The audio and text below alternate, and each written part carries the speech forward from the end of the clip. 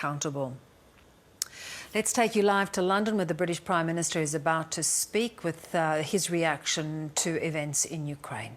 Enjoyed freedom and democracy and the right to choose its own destiny.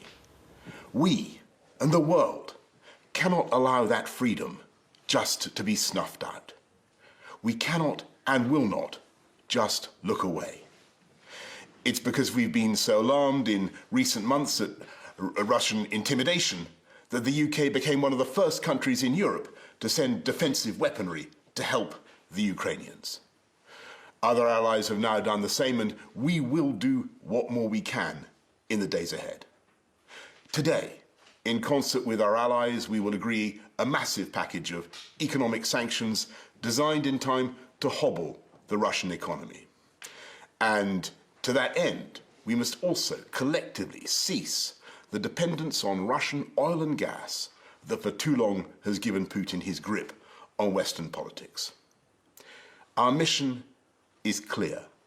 Diplomatically, politically, economically, and eventually militarily, this hideous and barbaric venture of Vladimir Putin must end in failure.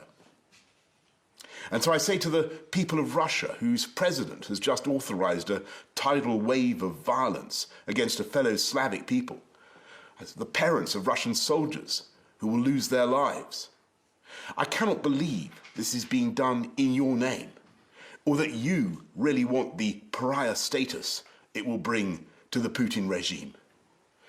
And I say to the Ukrainians in this moment of agony, we're with you. We're praying for you and your families, and we are on your side.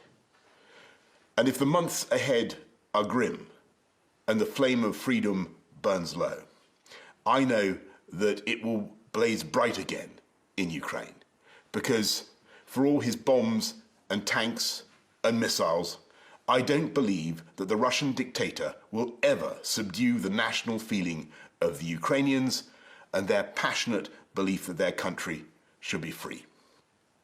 I say to the British people and all who have heard the threats from Putin against those who stand with Ukraine, we will of course do everything to keep our country safe.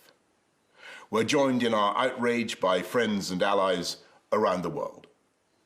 We will work with them for however long it takes to ensure that the sovereignty and independence of Ukraine is restored.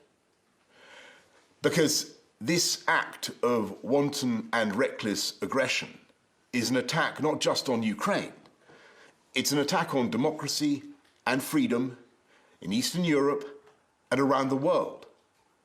This crisis is about the right of a free, sovereign, independent European people to choose their own future. And that is a right that the UK will always defend.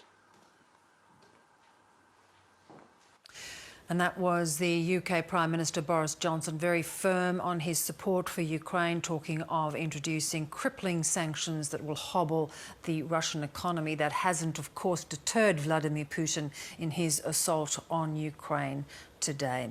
Our Europe correspondent Isabella Higgins is in the West Ukrainian city of Lviv, and she has spoken about